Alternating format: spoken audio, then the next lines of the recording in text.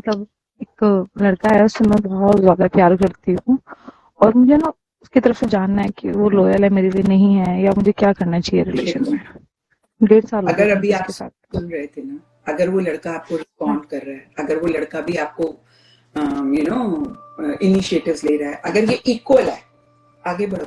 If you love him, हाँ वो भी तो करता है। फिर करता है, इक्वल है, बिकॉज योर माइंड नोज, आप जानते हो इस चीज को, आपका दिमाग, आपका दिल, हाँ जी। ठीक है, हाँ तो करो, जी। आगे बढ़ो। और अगर नहीं तो छोड़ दो। Trust me, nobody is worth waiting. मतलब मैं इस फील्ड में पिछले हम्म 15 से भी ज्यादा सालों से 4-5 सेशंस दिन में करती हूँ। बहुत सारे लोग हम्म आते हैं, उनका अगला पिछला, मतलब दे शेयर विद मी, प्लस एक बार कोई रीडिंग लेता है, वो बार बार आते हैं, तो उनकी लाइफ के बारे में मैं जानती हूँ। I become a part of their life. मैंने बहुत लोगों यस को मैम। परेशान होते हुए देखा है। प्लीज किसी के लिए मत वेट करो। मतलब मैं अगर उसको उसको मैं छोड़ दूंगी ना तो मैं जी नहीं पाऊंगी। मतलब ये मेरी। सिर्फ एक थॉट है। मुझसे ज्यादा इसको कोई नहीं जानता। ट्रस्ट मी, कोई नहीं जानता। ये बेटा बार बार अगर खुद को बोलते रहोगे ना, मैं मर जाऊंगी इसके बगैर, मैं नहीं सर्वाइव कर पाऊंगी, your mind will start believing this is not the truth. और अपनी लाइफ में आप करेक्ट डिसीजंस नहीं ले पाओगे, because your future is the outcome of your present actions and initiatives. जो आप अभी इनिशिएटिव, हम्म वही अगर आप बोल रहे हो मैं मर जाऊं, अगर चलो किसी भी रीजन की वजह से उसने शादी नहीं करी, तो आप क्या करोगे ना, किसी और से कनेक्ट ही नहीं करोगे। कनेक्ट नहीं करोगे बिकॉज अभी मैं यही बोल रही थी उनको, और मैंने बहुत क्लोजली इस चीज को देखा है अपने प्रोफेशन में। क्योंकि 10 साल वही लोग वेट करते हैं जो ऐसा सोचते हैं कि मैं इसके बगैर सर्वाइव नहीं कर पाऊंगी, लेकिन 10 साल जब वो 40 साल के होते हैं ना, हम्म तब वो जो एक नशा होता है वो उतरता है, रियलाइजेशन होती है, बहुत रिग्रेट होता है। They cry like anything in front of me. ये तो है मैम। मैं प्लीज तो don't do this to yourself. वो प्यार करता है, शादी करना चाहता है, कर लो। अगर नहीं करता है, प्लीज बार बार ये बोलना कि मैं उसके बगैर रह नहीं सकती। You have no idea what you are doing to yourself. You have no idea. मुझे पता कैसे मगर है। मूव ऑन भी करूँ तो कैसे सबसे करूँ? पहली चीज खुद को बोलना शुरू करो, इट्स फाइन। अगर मेरी किस्मत में ये लिखा है, एक सेंटेंस बोलना शुरू कर दो, अगर ये मेरी किस्मत में लिखा है ना, तो दुनिया की कोई ताकत रोक नहीं सकती। लेकिन अगर नहीं लिखा ना, तो मैं जो भी कर लूं ये हो नहीं सकता। सो लेट मी जस्ट, इसमें क्या होगा अगर अभी आप बोलोगे मैम मैं रोज करती हूँ ये सब, जब तो सोती हूँ ना शाम सोने से पहले। नहीं, तो फिर एक्सेप्टेंस भी लेकर आओ ना, क्योंकि अगर तुम्हारी किस्मत में नहीं लिखा तो जो भी करोगे वो नहीं मिलेगा।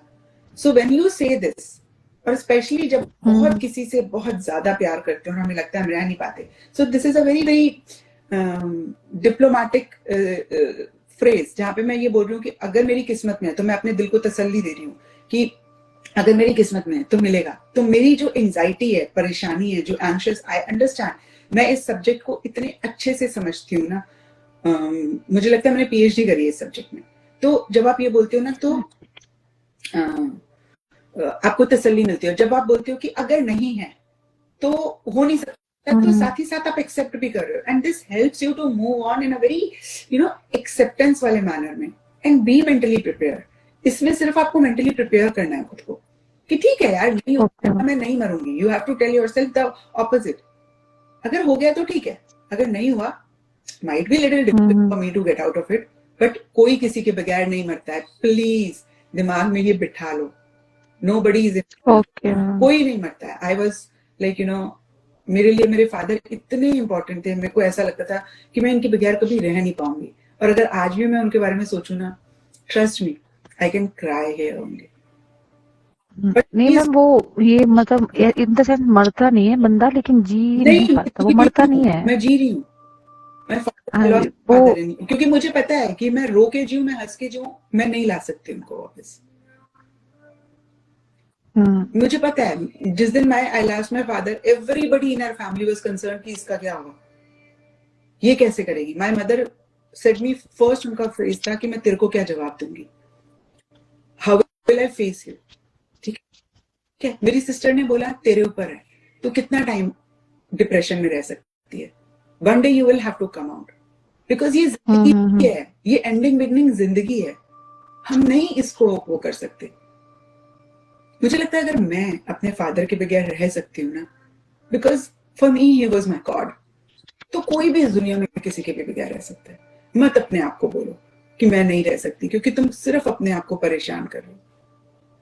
मत बोलो, क्योंकि बेटा क्या है ना, ओके। इमोशनली मेंटली इतना उसके ऊपर डिपेंड हो जाओगे कि अपनी खुशी उसके ऊपर डिपेंड कर दोगे ना। जिस दिन आप अपनी हैप्पीनेस के लिए सामने वाले के ऊपर डिपेंड करना शुरू कर देते हो ना, उस दिन आप अपनी लाइफ में परेशानियां क्रिएट करना शुरू कर देते हो। क्योंकि अगर ऐसी सिचुएशन में ऐसे उसमें आपकी शादी हो भी जाती है ना, वो आपको अपने हिसाब से चलाने की कोशिश करेगा। And this is psychology, pure psychology. इसमें मैं ये नहीं कह रही वो गलत है, आप गलत हो, कुछ भी।